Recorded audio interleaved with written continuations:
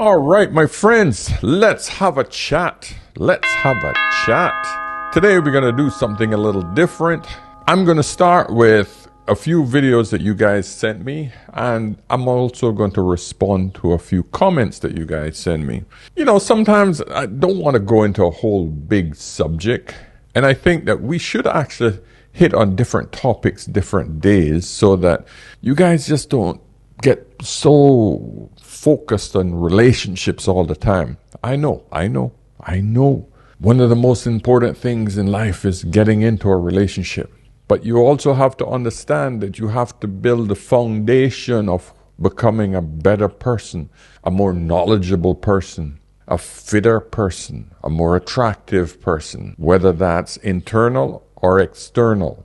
Okay, meaning being able to relate to other people is an attractive state to be in. Yes, being physically beautiful, attractive, is also another way to attract another person. So you got to understand that you have to be a well-rounded individual in order to be attractive to another person. So don't just focus on, I need to find a woman. I need to find a woman. You better become a better person first. And more than likely, that woman will find you.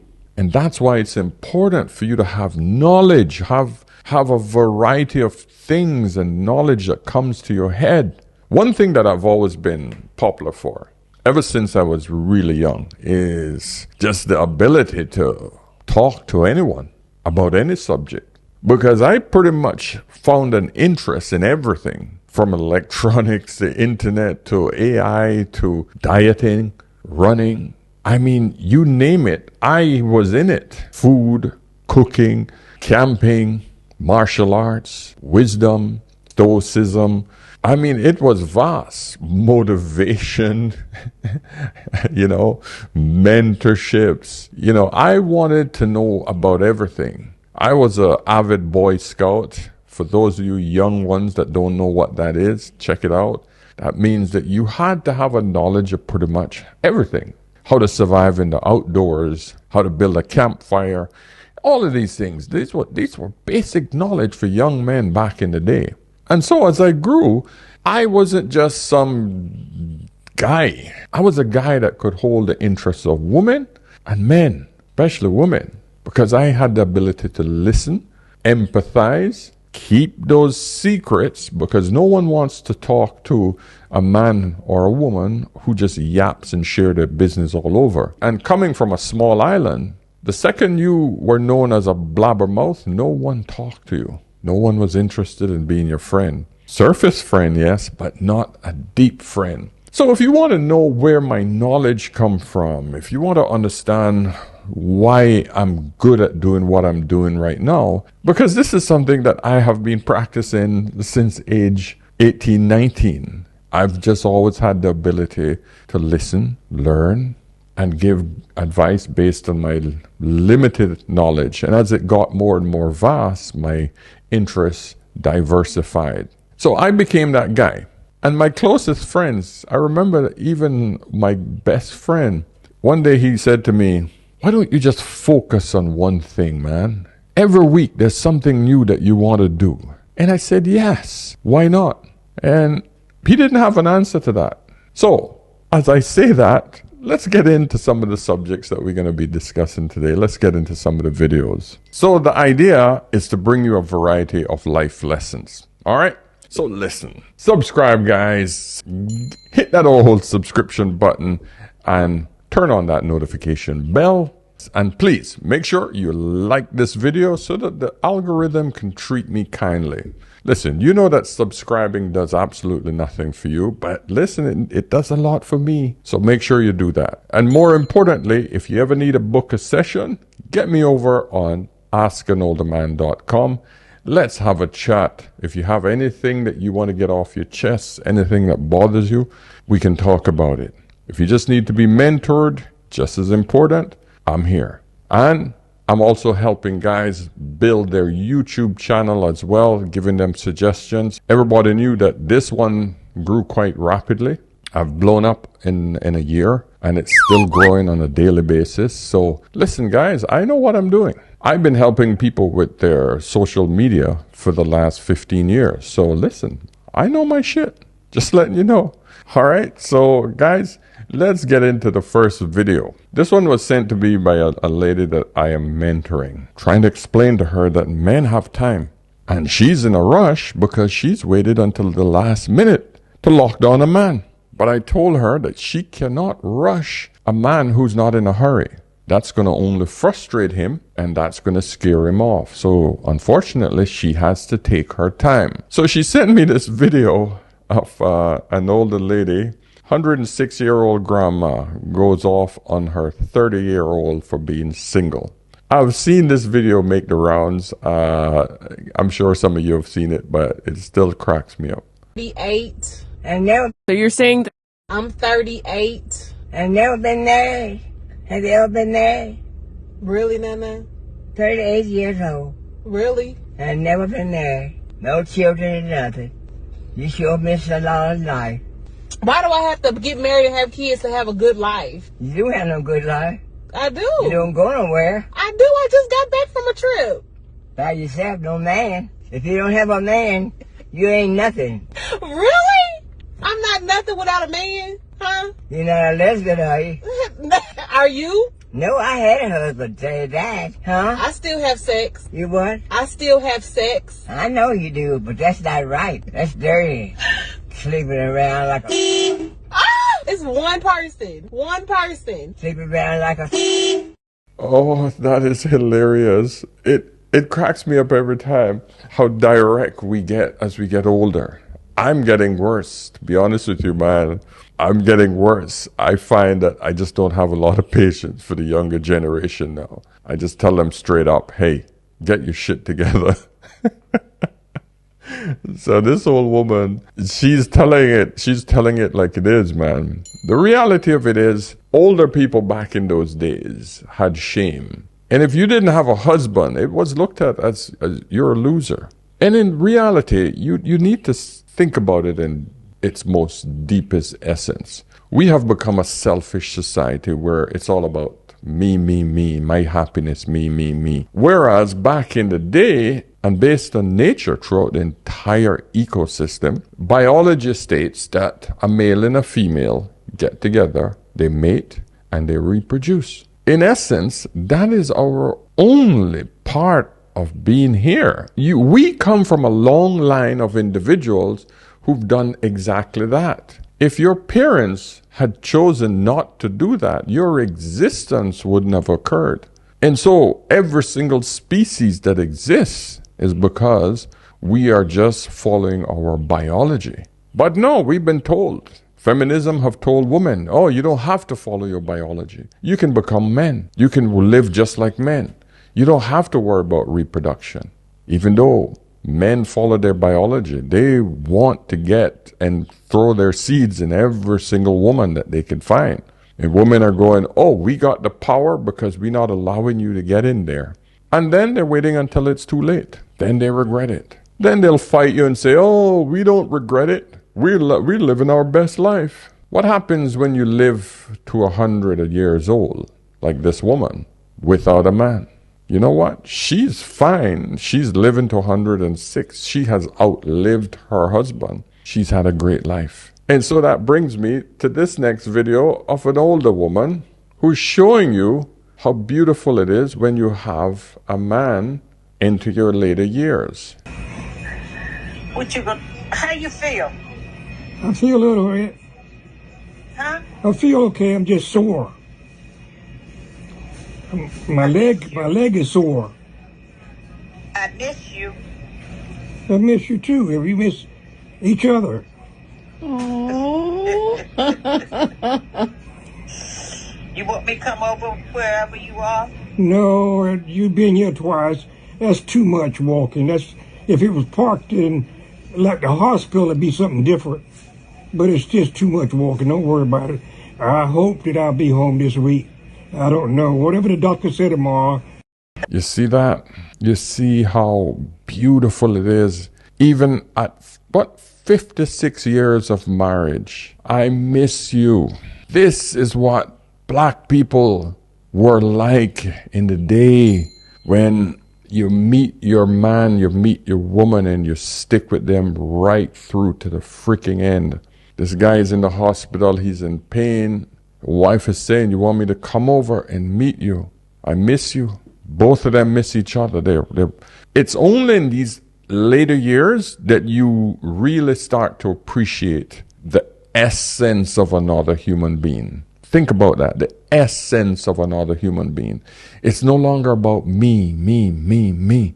It's about just existing and seeing another person happy. Now, he would have loved to have seen her, but he considered, why would I put her through that pain of coming and seeing me again, because she has ailments as well. He is willing to surpass his joy just so that he don't put her through pain. See what I keep telling you guys? Relationships and marriage is all about serving the opposite party. She was willing to serve him by coming over and keeping him company.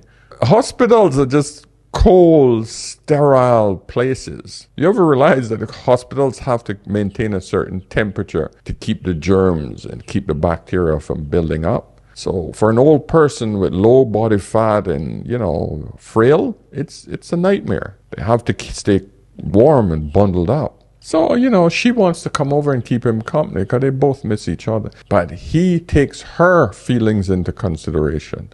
Let me read a few comments from people. Defiant say, I knew Grandma loved her man. A lot of love. Lori Miller says, he cares more for her health than his own. What a man.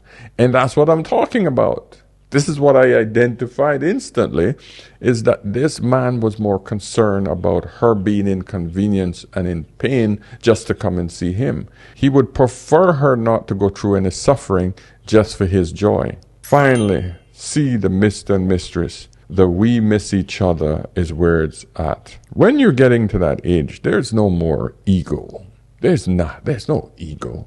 You've lived that, you've passed that. And of course, women and men of the past generation, the good people, this is the samples that you should be seeing.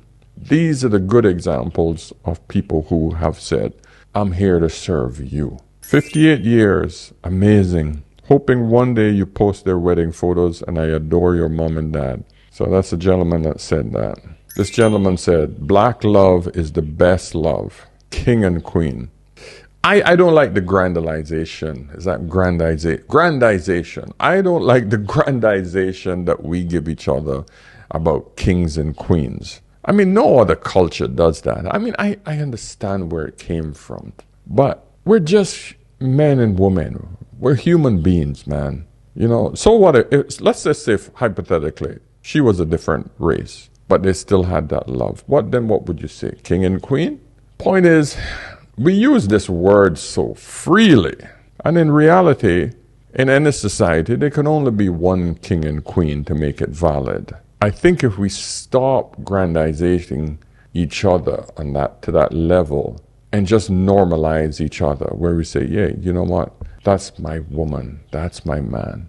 That's it. That's all we need. But, you correct me if I'm wrong. If you feel that that's not enough, then fine, go ahead. But that's just my opinion. I think that we've just overused this whole king and queen thing in the black community to the point where it's just it just sounds comical. Let me know if I'm wrong. Just my opinion, Grandma always acting tough. Now listen to her saying, I miss you. I wish you go home soon. So a lot of these messages are just people who are touched by their affection. Lesson that you have to learn right there and then. As we get older, it's all about the other person. Saying it again, just these videos will show you. Older folks, we realize that it's all about how can I serve this other person. Imagine this, right? Imagine living a long life and seeing your good friend in the hospital suffering from a terminal illness. Just messed up, just can't hardly move, in pain constantly. Don't care how well you are. Seeing your friend or a family member suffering, right, brings you 10 times more pain. I'm telling you, We empathize as we get older. We start to see what's important because and there is a selfish root to this, because here's the psychology behind it. The second that person no longer exists to you, you are now alone. You're alone. You have lost another one. You slowly realize as more and more of your friends die off as you get older, that you're lonelier and lonelier and lonelier. And it's not as if you're physically attached to them all the time. It's just knowing their presence is there. I have 4 of my best friends all over the world, and we communicate by WhatsApp pretty much on a daily basis. A lot of it is 4 men, so a lot of it is we sending memes. But every once in a while we get caught up, and we talk as if we saw each other just yesterday. We have deep discussions on life and our pains and our problems and our good times, and we share everything with each other. And thank God for social media and Zoom and all the video conferencing, FaceTime, etc. Because we can see and we can talk to each other, even though, one's in Jamaica, one's in the US, one's in Cayman Islands, and one is in Ireland. So we find that we're still connected mentally. If one of these guys were to pass, even though I haven't seen all of them in over 5 years, it would rip me apart, because they are part of who I am since I was a boy, since I was 13 years old. But the reality of life is that it gets lonelier as you get older. That's why it's important for you to stay in contact with people. Keep your relationships. Learn to foster new relationships. It's vital for your sanity and your mental health. There's your lesson. So, switch gears a little bit. Let's go talk about the younger generation. The 3 biggest lies single women tell themselves. All right, y'all, let's get into it. Here are the 3 biggest lies that single women tell themselves. Let's go. Number 1, the right man will accept me as I am. A lot of single women will say things like, the right man is going to love me for me, so I'm not changing for anybody. But they use that as an excuse to justify their undesirable traits. Mature, healed women do not operate this way because they're not intimidated by accountability and their own self-growth if it means finding the right partner. They understand that if they want to meet a good man, that could mean doing some work on themselves. I can promise you the right man is not going to take you as you are. If as you are means you're bitter, entitled, and you lack emotional maturity. Number 2, you won't have to work for the right man. Ladies, please understand, if you want a good man, there is absolutely work that is involved. Thinking a good man is going to walk into your life and start moving mountains for you without you doing anything in return is one of the biggest lies that single women tell themselves. Now let me be clear. Work doesn't necessarily mean you're cooking and cleaning and shining his shoes every day, but he is going to want some effort from you too. He's going to want your femininity, your softness, and to know that he's appreciated. Real men love spoiling their woman. They love being that fixer and that go-to person in your life, but that consistency and effort has to work both ways. And number 3, last but not least, all of the lies we tell ourselves about what we really want and deserve. There are a lot of women out there who think they deserve less than they actually do. These women lie to themselves. So I just came across that video, and because I hear this so often online, and every podcast in every talk show you listen to on mainstream media, oh, the right man will find me, oh, this, and you just listen to this coping that women go through. It's never about her. It's about the man. He got to adjust to me. And then they hit their late 30s and 40s and they haven't gotten any result. And they will still hold on to these these 3 different things. I thought it was essential to bring this forth to you ladies to understand when you're messing up. Remember, relationship and your value is what you can do for the other person. That's it. That's why every man knows that if he don't have his finances together, if he don't have his body together, if he don't have his shit together, why would he want a family? Because what do you think all of these things entail? Building himself to serve you, the woman and the family. For some reason, the women think that they don't have to do anything to serve the man. Do you have a job, Jay? Yes. Okay, why can't I deal with you? The reason why I cannot deal. She said it as it was like an option. No, it's not an option, and that's what I was going to say. Rule respect to your girlfriend. That's not what She's not going to take it personal. Yeah, she don't. know I we can't working. take Anybody that got a job either. That's why I said I would. Why I don't not, want though? nobody with a job because if we want to go to Jamaica to see your girl's family, and you can't because you got to to go to your. When it comes, but you can't tell them like, oh, I gotta go to Jamaica tomorrow. True. Like you I don't gotta. have to. No, but when it So comes you could just to, leave your job. I mean, anytime. Like you told us we had to push the time back because you didn't get off work till a certain time. Like that already is like a hassle. okay. No, but That's a red flag? for me, no, Not a red it's flag. not a red flag. But for me personally, because I know when a lot of people say, "Oh, I can't date a man with a job," a lot of people on the internet take it to offense. But me, Destiny, cannot date a man with a job. One, because I'm very spontaneous, and I need. Wait, Jay, before you get to leaning back and breaking the chair. What I'm saying is, and I also need a man to understand where I'm at in the moment that I'm at. Like, I probably will have a week where I work so much, and then I have a week where I don't work at all. You get what I'm saying? So as an entrepreneur, it's like, it's very up and down, and I just want somebody to understand the mental state that I'm in. Sometimes I get really, really depressed because I always have to show up for people. So then I'd be like, I want a man to be there to comfort me during that moment. I just feel like a man. So you want a maid too? I don't want a maid. I want a man. In other words, she don't bring any value. She's there to take. And ladies, you got to stop that. I'm going to show you a woman who's made it, who's found that man. She's flexing. This is a woman flexing, right? But she has a valuable lesson in this. For all you women who think that you're going to get a high value man and he's going to be flying you out and he's going to be attentive, etc., get it out of your head. A high value man serves a village. He serves a country. The higher up he goes, he serves the world. You think Jeff Bezos just serves somebody in his house or in his city? Amazon is all over the freaking globe. He serves the world. You think he got a lot of time for you? No.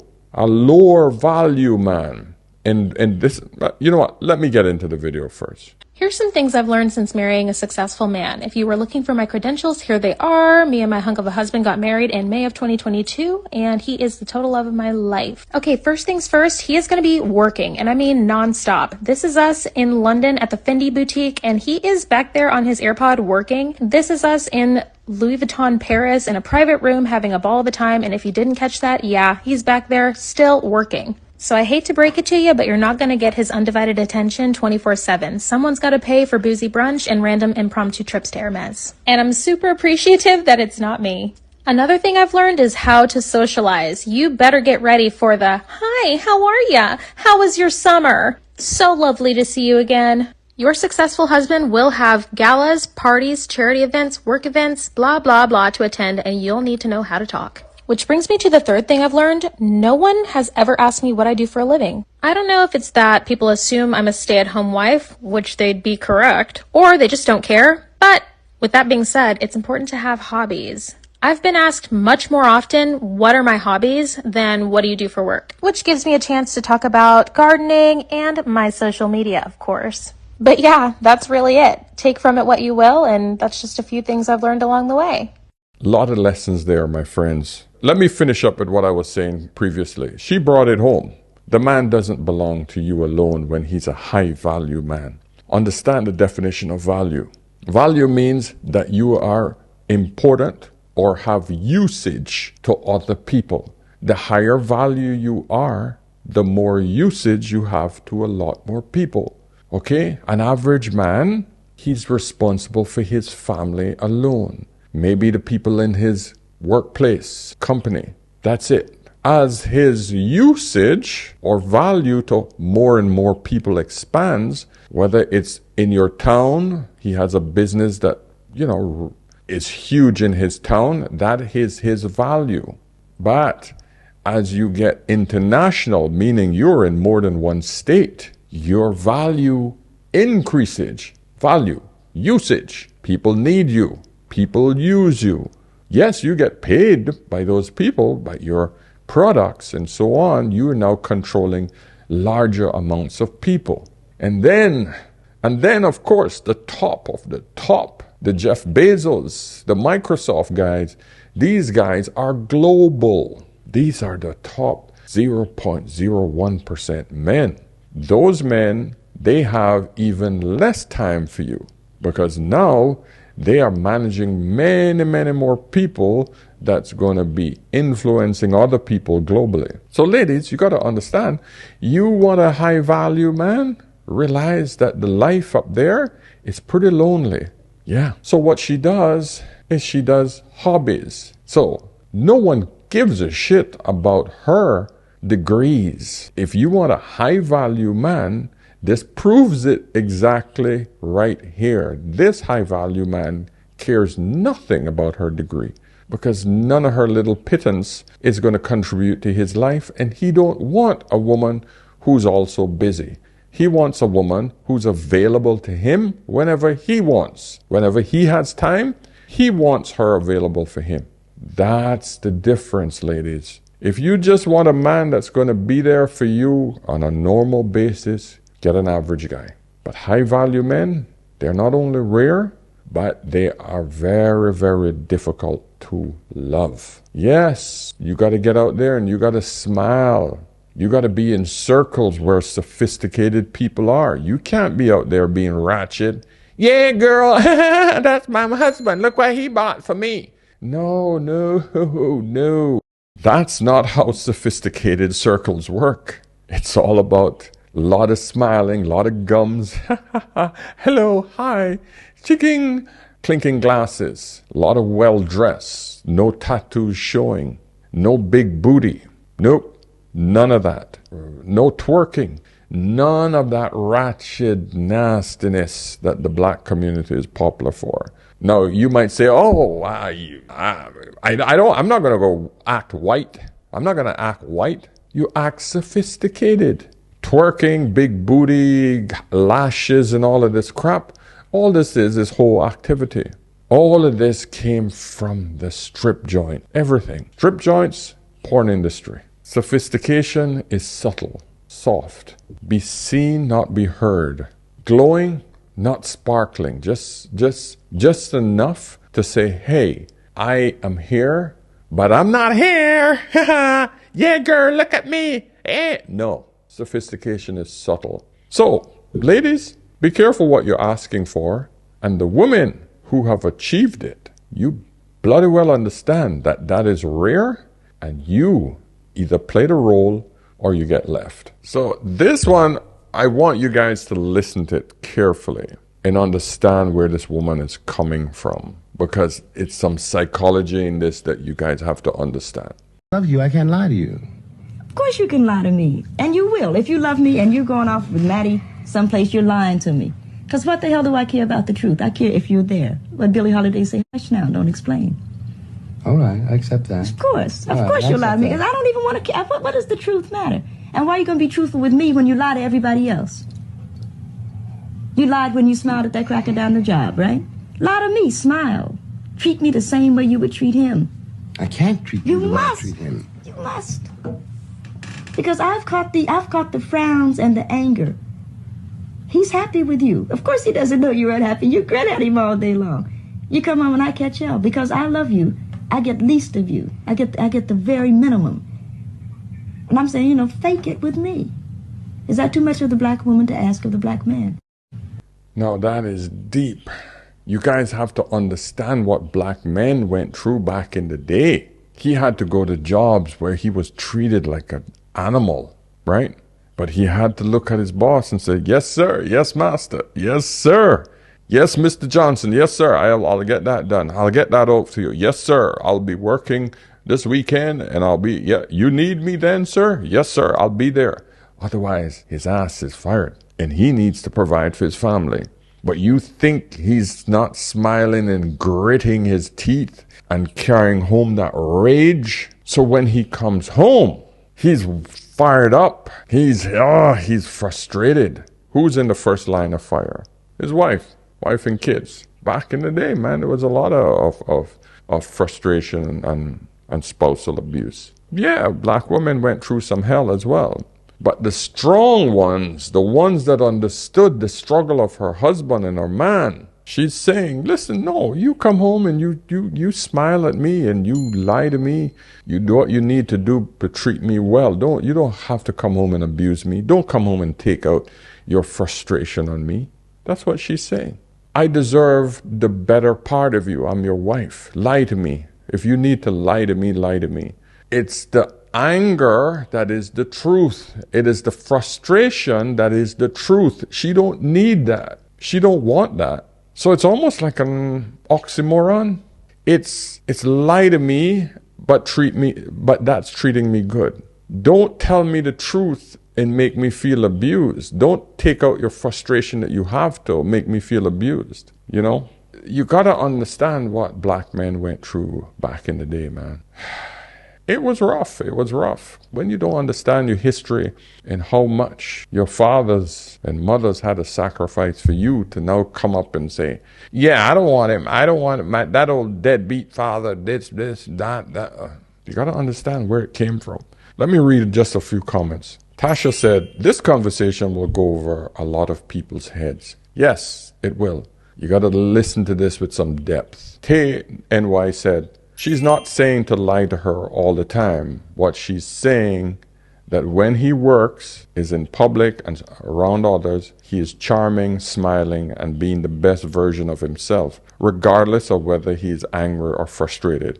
And as his wife that loves him, she takes the brunt of these hidden daily emotions when she also needs him to lie to her in the same way sometimes so that she gets a charming and smiling man and flourish in his happiness that is masked by whatever pain lies down deep inside. She doesn't need or want an explanation for everything, but instead wants that continued presence in her space with all of the best parts of him. Her example of lying is simply to recognize that she needs the switch that others receive in the same way, even when he doesn't feel like it. That's it. This reader got it. Francia Mayhem said, black women back in the days were built different, real as F. Yeah, but they also grew up in the struggle.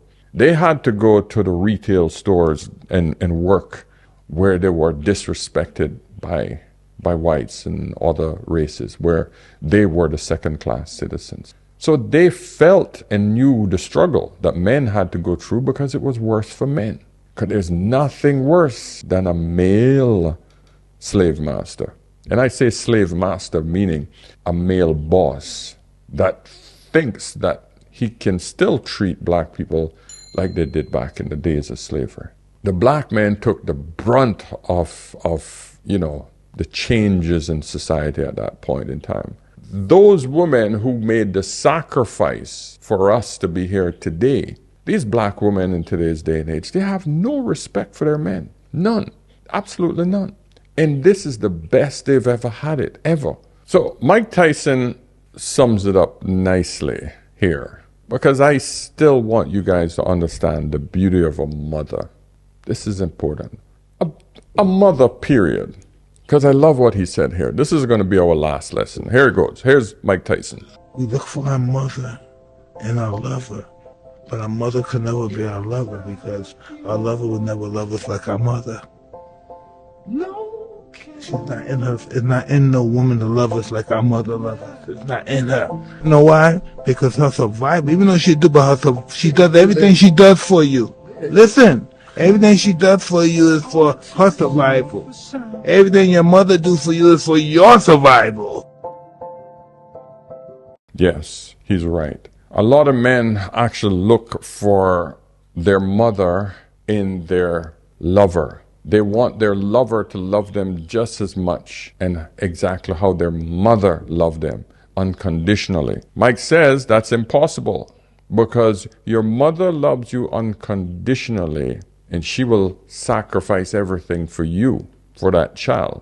Your wife, or the woman that you're with, she's not in it for you. She's in it for her. What can you do for her? That's the difference. All right, guys, I hope we had enough lessons for today. Listen, guys, subscribe, hit the notification bell, book a chat. Let's have some comments, some feedback so that I can start to help you guys to unravel a bunch of things that are going through your head. Okay? So we'll shut it off there. And always remember, whenever in doubt, always ask an older man. I'll see you in the next one. Cheers.